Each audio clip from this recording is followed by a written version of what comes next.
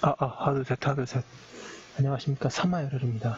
노명선 이방구 교수입니다. 598페이지 제3절 불이익 변경 금지 보겠습니다. 사마열혈TV 질자 추천을 부탁드리고 유튜브 구독을 권합니다. 로마자 1번의 의의 형사소송법 제368조는 피고인이 항소한 사건과 피고인을 위하여 항소한 사건에 대해서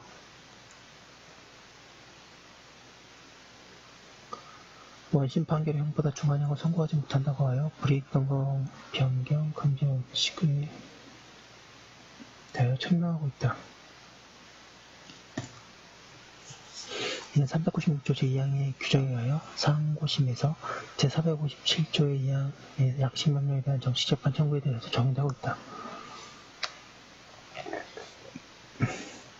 이러한 불이익 금지 원칙은 원심 판결의 형보다 중한형으로 선고할 수 없다고 하여 중형 변경 금지 원칙이라고도 한다. 독일 형사소송법 제331조 제1항은 행위에 대한 법률 효과의 종류와 한도에 있어서 피고인에게 불리하게 판결을 변경해서는 안 된다고 하여 중죄로의 변경도 금지하고 있다. 중죄로 처벌받는 것이지 경제로 처벌받을 것인지 여부는 사회 내에서의 개인의 명예와 지위상 매우 중요한 것이므로 불이익 변경 금지 원칙은 중한형만이 아니라 중한 육지의 선고의 불이익 변경도 포함하여야 한다는 견해도 있다. 그러나 우리 헌법은 피고인의 자유로운 상소권 행사를 보장하면서도 실체적 진실과의 조화를 모색하기 위해서 중한형만의 변경을 금지하면서 중한 사실 인정을 허용하고 있다는 점에서 정책적 판단을 하고 있다. 판례도 불이익 변경 금지 원칙은 피고인만이 상소한 사건에 있어서 원심의 형보다 중한형을 선고할 수 없는 것에 불과하고 그 형이 같은 이상 원심이 인정한 죄보다 중한 죄를 인정하였다고 하더라도 이 원칙에 위배되지 아니한다고 하고 있다. 로마자 2번의 이론적 근거 상소심은 상소를 제기하는 자가 변경을 고하는 범위 내에서 심판해야 한다는 점에서 피고인만이 불복한 경우에는 피고인에게 불이익한 형의 변경은 금지되어야 한다는 당사자주의 규결설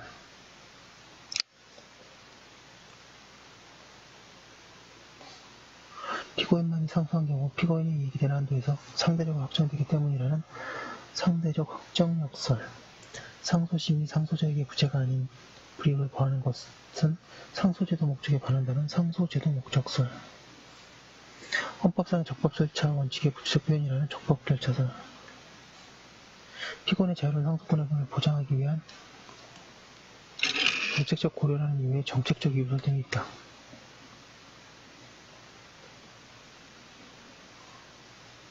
이에 반해 남상소의 피해를 초래하는 상소심의 부담을 증가시키고 형벌권의 신속한 확정을 제외한다는 점을 들어 폐지해야 한다는 주장도 있다. 당사자주의 요청설에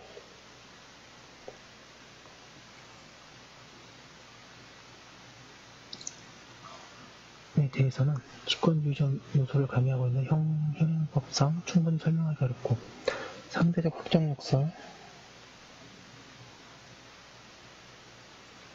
아직 미확정 판결에 대해서 확정력을 인정하는 것은 확정력 이론 자체에 무순이 있다. 당사자의 구제가 상소제도의 근본 목적인 이상 자유로운 상소권을 보장하는 상소제도의 목적에도 부합하는 것이 당연한 것이고 그렇다면 상소제도의 목적이나 정책적인 이유에서 설명하는 입장이 설득력이 있다. 상소제도 목적설이 타당하다는 얘기를 약간 돌려서 말씀하고 계십니다.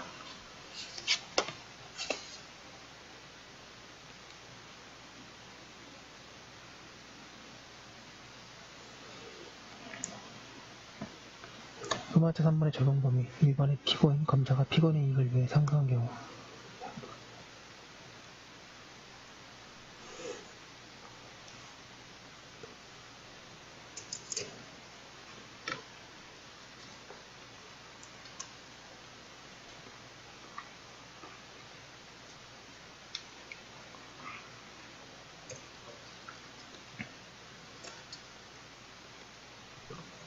로마자 3번의 적용 범위 1번에 피고인, 검사가 피고인의 이익을 위해 상소한 경우 불이익 변경 금지 원칙은 피고인이 상소한 사건과 피고인을 위하여 상소한 사건에 있어서 원심 판결의 형보다 중한형을 선고하지 못한다는 것이므로 피고인과 검사 쌍방이 상소한 사건에 대해서는 적용되지 아니한다.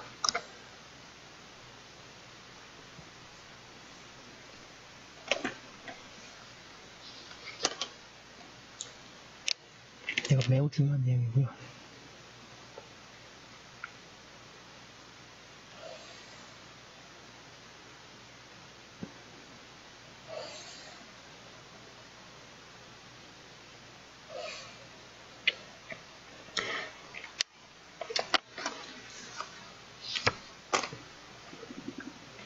불이익 변경 금지의 원칙은 피고인만이 항소, 상소한 사건에 적용된다. 따라서 쌍방이 항소, 상소한 사건은 제외된다. 1심 판결이 피고인만이 불복하였으나 그에 따른 항소심 판단에 대하여 검사만이 상고한 사건에도 제1심 판결이 형보다 중하형을 선고하지 못한다.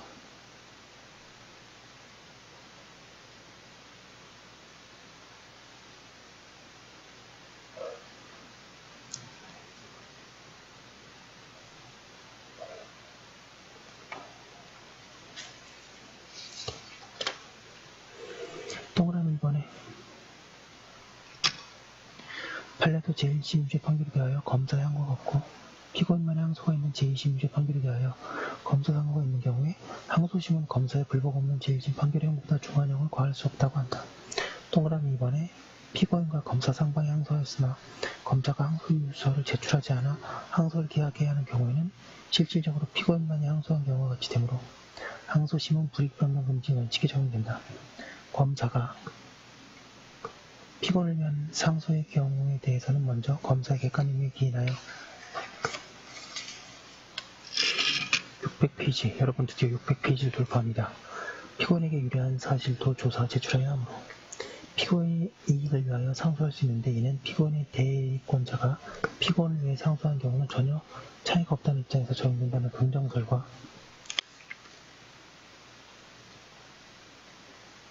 검사의 상소는 피고인의 자유로운 상소권의 보장이라는 정책적 측면과 전혀 관계가 없고 오히려 검사의 공직주의에서 불이익 변경 금지 원칙은 적용되지 않는다는 부정설이 대립하고 있다.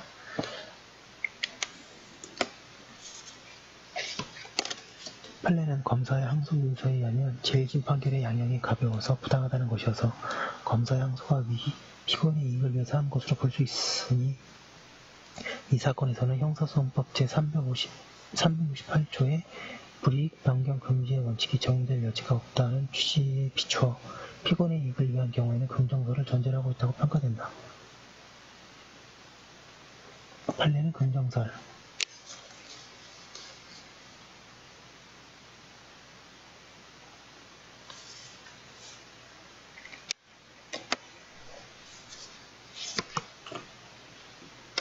실무상 검사가 피고인을 위해 상소하는 경우가 어느 정도인지는 정확히 알 수 없으나 검사의 객관 의무가 나름대로 검사의 내부 규제의 원리로서 적용하고 있다는 점에서 피고인의 이익을 위한 상소는 허용된다. 이 경우 검사의 피고인의 이익을 위한 상소에도 피고인에게 불이익한 형을 선고할 수 있다면 피고인에게 부당한 응소 부담을 주게 된다는 점에서 부당하다.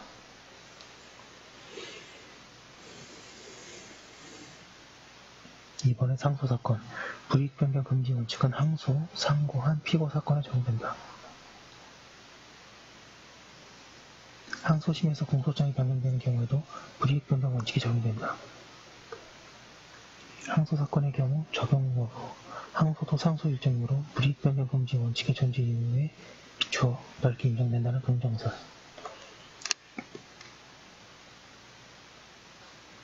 명문의 규정이 없고 항고 사건에서 형을 선고하는 경우가 없다는 점에서 부정설이 있다.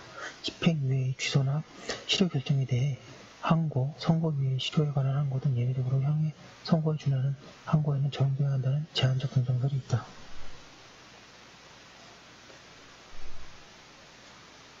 그러나 긍정설은 현행 형사소송법상 항고, 상고사건, 약식명령 사건에 인정하고 있는 명문의 규정에 관하고 제한적 긍정설은 사실상 인정할 만한 실익이 없다는 점에서 부정설이 타당하다.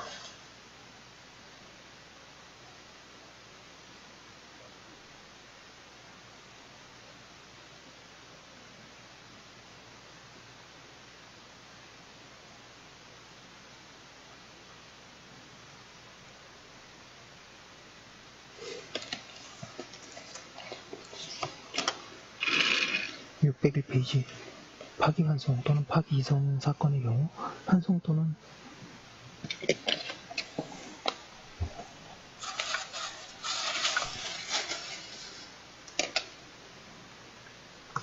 이송받은 법원은 원 판결을 계속 심리하는 것이므로 환송 전 판결과의 관계에서 상소심이라고 할 수 없다. 그러나 상소심에서 파기 재판하는 경우라면 항소심 판결보다 중한형을 선고할 수 없으므로 비록 환송 또는 이송받은 법원이라도 환송 전 판결보다 중한형으로 선고할 수 없다고 해석하는 판례도 같은 입장이다.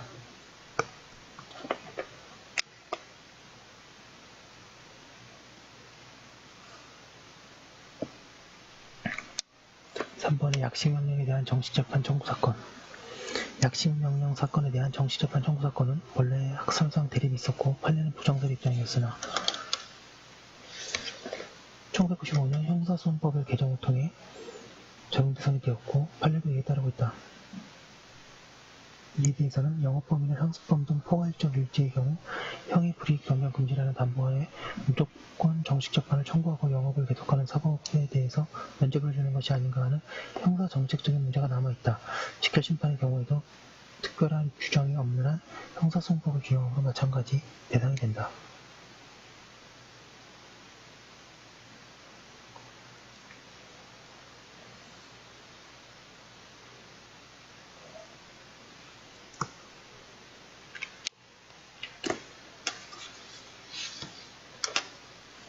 로마타 4번의 중형의 판단 기준과 구체적 사례. 1번의 중한형의 선고 금지. 불이익 변경 금지 원칙의 효과는 중한형의 선고를 금지한다.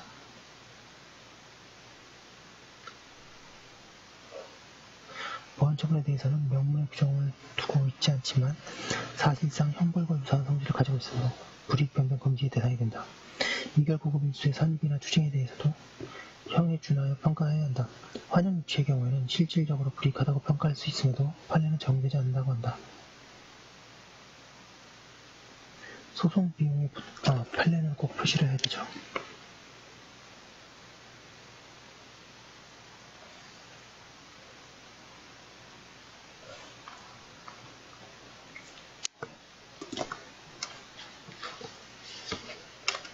소송 비용의 부담에 대해서도 형에 준하여 평가할 602페이지 것은 아니고 법원의 직권으로 판단하여야 할 것이므로 적용 대상이 아니라는 것이 판례의 입장이다. 불이익의 대상은 형이므로 원판결보다 피고인에게 불이익한 사실을 인정하거나 법령을 적용하는 것이 금지되지 않는다.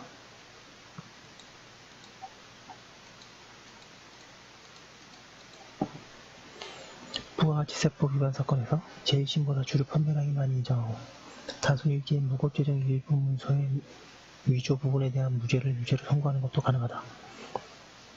또한 실체적 경합관계에 있는 공소사실 중에 일부를 누락한 경우에 항소심으로서는 당사자의 주장이 없더라도 직권으로 누락 부분에 대해 재판하여야 한다.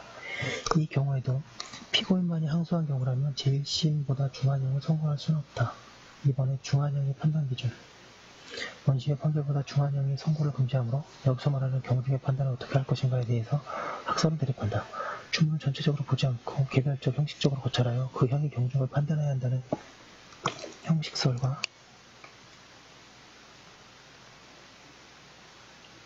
단지 형의 종류, 형기를 형식적으로 비교할 것이 아니라 집행유예, 이결, 구금, 일수의 산입 등 부수적 처분을 전체적 실질적으로 판단하고 피고인에게 과연 불이익한지 여부를 판단해야 한다는 실질설이 있고 다수설의 입장이다.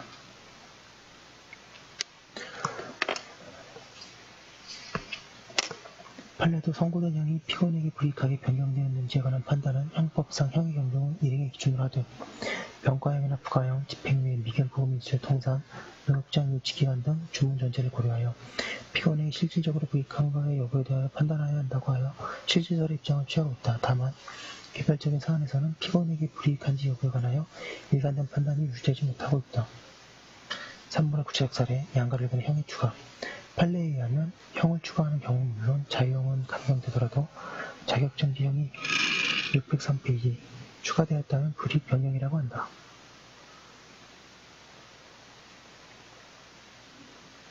징역형의 실행을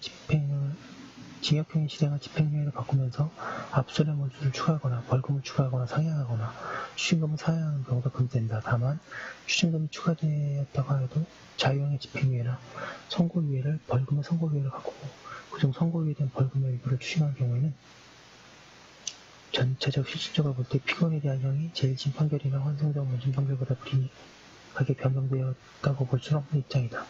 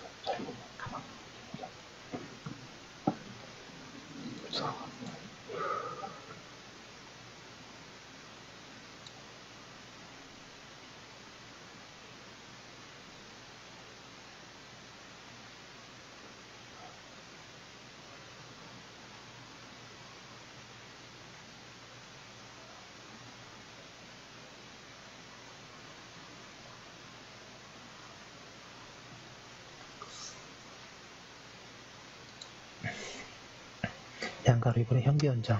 형기를 연장하는 경우에는 집행유예를 부과하더라도 불이익 변경이 된다는 것이 판례이다.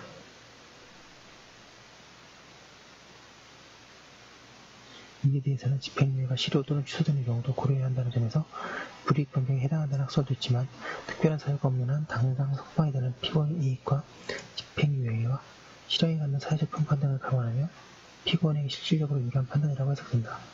비록 자유형기가 연장되더라도 집행유예가 부과되는 경우는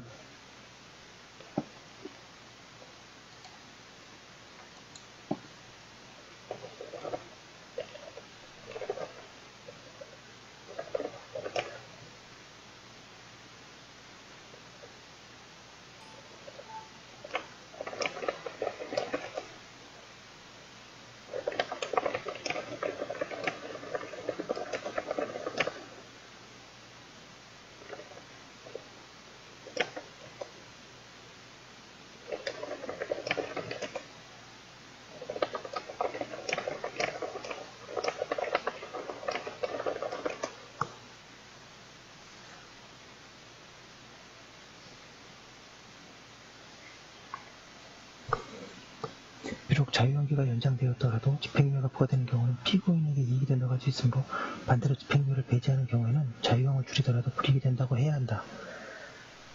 판례 또한 후자의 경우 불이익 금지 위반이라고 한다. 예, 형기 연장 관련한 얘기가 있고요.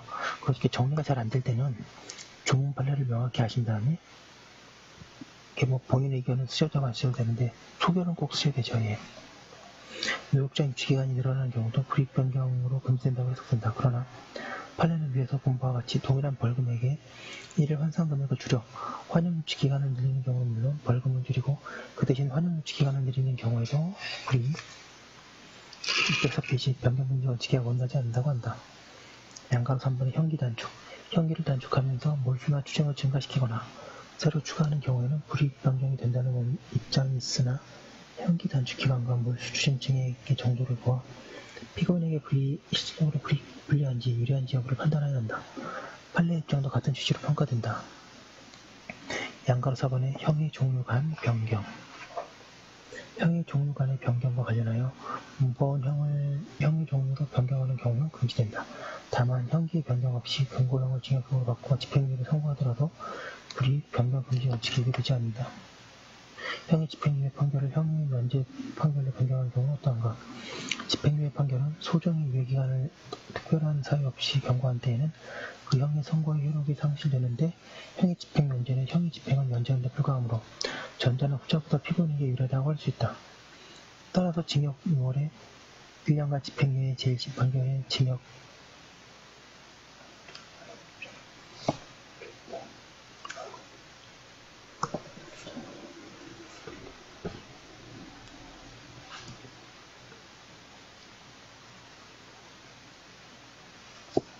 따라서 징역 6월에 1년간 집행유예 1심 판결을 징역 8월과 그 형의 집행을 면제한다는 내용으로 변경한 것은 유법이다. 반대로 형의 집행 면제를 집행유예로 변경하는 것은 가능하다. 자유형의 선고유예를 벌금형으로 변경하는 경우에는 금지된다. 전과를 이유로 사람의 자격이 제한되거나 권리가 제약되는 경우에 자유형의 선고유예나 벌금형의 경우와 같이 평가를 받는 반면에 벌금을 납입하지 못하면 허용이 유치되기 때문에 실질적으로 605페이지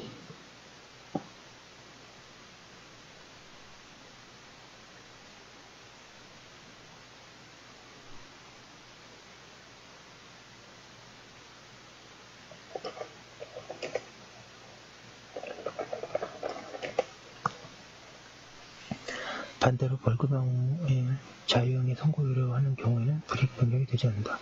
추징과 몰수는 피고인의 이해관계에 실질적인 변동이 없으므로 추징을 몰수로, 몰수를 추징으로 변경도 하는다. 양가로 5번의 부정경의 기준형, 부정경을 정경으로 변경하는 경우는 장기 표준설, 단기 표준설, 중간 단위설의 대립이 있으나 단기가 경과하면 언제든지 석방 가능성이 있으므로 최단경을 비교를 대상으로 하여야 한다. 판례도 부정경과 정경 사이의 그 경중을 가리는 경우에는 부정경 중 최단경과 정경을 비교해야 한다고 하여 이를 명확히 하고 있다. 로마자 5번은 사건 병합의 경우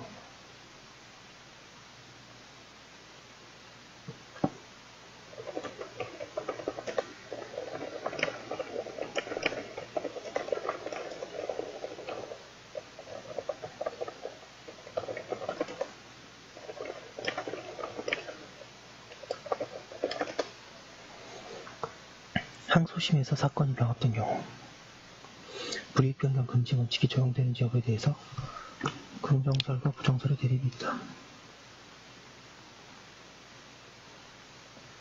판례는 당해 사건에 대하여 선고 또는 고지받은 형과 병합, 심리되어 선고받은 형을 단순 비교할 것이 아니라 병합된 다른 사건에 대한 법정형, 선고론 등 피고인의 법률상 지위를 결정하는 객관적 사정을 전체적 실질적으로 고찰하여 병합 심판된 선고형이 불이익한 변경에 해당하는지 판단해야 한다고 긍정설의 입장을 취하고 있다.